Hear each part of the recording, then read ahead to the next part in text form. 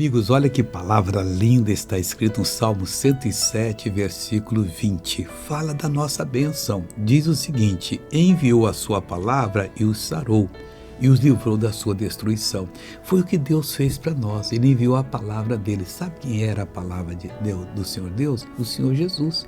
João começa dizendo: no princípio era o verbo estava com Deus, o verbo era Deus. E acabou. Então, ele desde o princípio ele era e foi ele que fez todas as coisas. Então, Deus enviou ele para nos resgatar, para poder pagar o preço.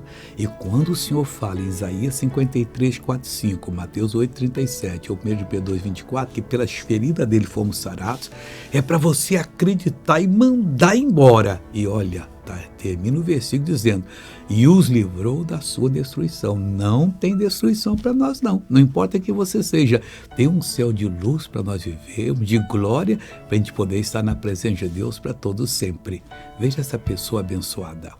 Fiz uma cirurgia e fiquei com caroço de um lado, me incomodando muito, e agora eu não estou sentindo. A mãe de que era o caroço? Mais ou menos de uma laranja, mais ou menos. Há quanto tempo? 2 anos. Oh, Jesus, obrigado! Fez uma cirurgia, ficou com um caroço tamanho de uma laranja, e o caroço foi embora.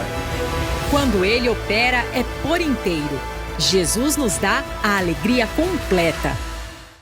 Agora eu quero orar com você. Pai, eu oro por essa pessoa que precisa muito da tua ajuda, da tua cura.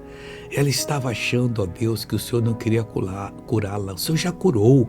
Agora, Deus, ela tem que unir fé com a minha fé, eu com a fé dela agora, porque eu vou mandar esse mal embora agora. Em nome do Senhor Jesus, eu digo: doença, saia desta vida, em nome de Jesus. Bom dia.